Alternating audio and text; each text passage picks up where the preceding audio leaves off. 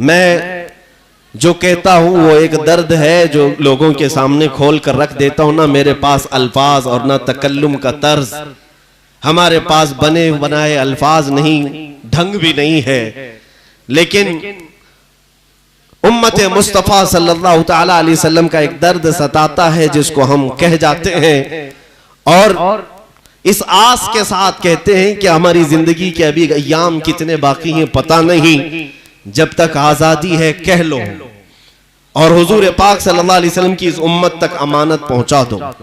मेरे अजीजों, घबराने की जरूरत नहीं, डरने की भी जरूरत नहीं। हालात खराब हैं और ये आज जिस तरह से रोना रोया जा रहा है, हालात बड़े सख्त हैं, खराब हैं। मैं कहता हूं 1400 साल से हमारे लिए हालात अच्छे हुए ही कब थे? अच्छे हुए ही कब थे? इसलिए कि दुनिया की बातिल कुव्वतों के सामने अगर कोई सबसे बड़ा कांटा उन्हें लगता है तो इस्लाम और मुसलमान है, हर जमाने में। यह और बात है कि बाज औकात ऐसे आए कि शौकत इस्लाम का इजहार भरपूर तरीके से हुआ, हुकूमतें आई, तख्तो ताज आए और सियासत हुई, लोगों के ऊपर हुक्मरानी हुई। ये चंद दौर ऐसे भी आए, लेकिन हर जमाने में बातिल कुव्वतों के लिए इस्लाम खटकता ही रहा। इसीलिए इकबाल ने कहा था, सतीजा कार रहा है अजल से ता इमरोज, शरारे बुलहबी से चिरागे मुस्तफवी। पहले दिन से लेकर आज तक ये हमा हमी, ये लुका छुपी चलती रही है। रोज अव्वल से ही इस्लाम के साथ जिस तरह का ये दुगला सलूक करते हैं वो चला आ रहा है। आप अभी सुन रहे थे कि हम जान दे देंगे लेकिन हुजूर पाक सल्लल्लाहु अलैहि वसल्लम के नाम पर समझौता नहीं करेंगे। साथ ही मैं नकीब इजलास से कहता हूं, जरा एहतियात के दायरे में आप लोगों से मुखातिब हों।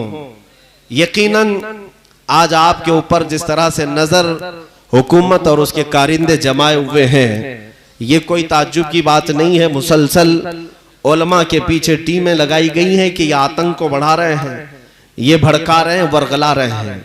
इनको तलवार से डर लगता है, जबकि आप तलवारों का जिक्र कर रहे हैं। आपने कहा कि समझौता नहीं होगा, तलवार उठ जाएगी। मैं कहता हूं तलवार बहुत दूर की चीज है, तलवार बहुत दूर की चीज है। हम वमा रमैत इद रमैत वाले बदरी सहाबा के वारिस हैं। अल्हम्दुलिल्लाह, जंगे बद्र में आने वाले बदरी सहाबा के वारिस हैं। अगर लकड़ी भी उठा ले तो तलवार से भारी है। तलवार बहुत दूर की बात है, तलवारों का जिक्र ना करें, तलवारों का, गोली बंदूक बारूद का जिक्र ना करें। ये मुस्तफा करीम सल्लल्लाहु अलैहि वसल्लम के वो सच्चे आशिक हैं कि ये कंकरियां उठा ले तो रब तबारक व तआला उनमें भी वो ताकत अता करेगा जो इनके मिसाइलों में नहीं है। ये हमारा ईमान और तवक्कुल जो है वो अल्लाह की जात से है, या असबाब पर नहीं। खालिक असबाब पर भरोसा करो ए मुसलमानों, और फिर बेदारी तुम ला करके तो दिखाओ। इसीलिए उनका एक शेर था नकीब इजलास का, बड़ा अच्छा लगा। उन्होंने ये कहा कि नूरे सरकार ने जुल्मत का भरम तोड़ दिया, कुफ्र काफूर हुआ, शिरक ने दम तोड़ दिया। सच कहा आपने। इसी को इकबाल ने 100 साल पहले कहा था, 100 साल पहले कहा था कि कुफ्र दम तोड़ देगा टूटी हुई शमशीर के साथ। कुफ्र दम तोड़ देगा टूटी हुई शमशीर के साथ, गर तुम निकला जाओ एक बार नारे तकबीर के साथ।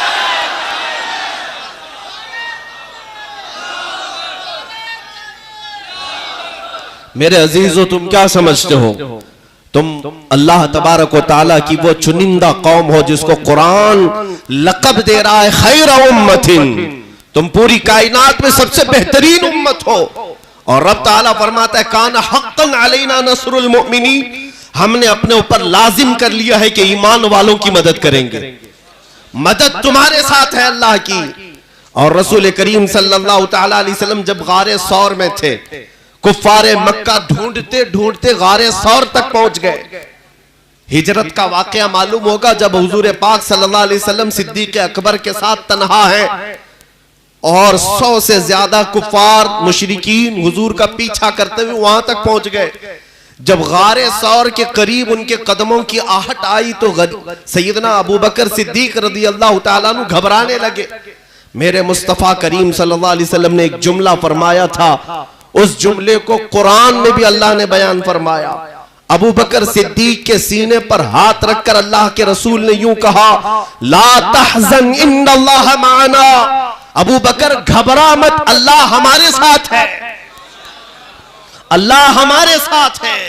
ये जुमला इतना पावरफुल है, आज भी है मुसलमानों। में तुमसे कहता हूं, फख्र करो इस बात पर, करोड़ों उनके साथ होंगे लेकिन अल्लाह हमारे साथ है, अल्लाह हमारे साथ है। अगर तुम हो सकता है ये पूछोगे अल्लाह हमारे साथ है तो ये मस्जिदों का हाल ऐसा क्यों है, या हमारी खानकाहें बर्बाद क्यों हो रही हैं, ये मुसलमान बच्चों का कत्लेआम क्यों हो रहा है, हमारी बच्चियों का हिजाब और ये अजान, ये कलमे, ये नमाजें, ये सलाम, ये हुजूर की ज़ात खतरे में क्यों है, निशाने पर क्यों है। तुम अगर ये सवाल करते हो तो मैं जवाब में इतना ही कहूंगा, कुछ तो शामत आमाल है, कुछ तो शामत आमाल है। हमारे बिगड़े हुए, हमारे भटके हुए नौजवान और हमारे मुआशरे की ये बुरे आमाल, कुछ तो ये सबब है, लेकिन कुछ तो रब ताला की मसलहतें भी है।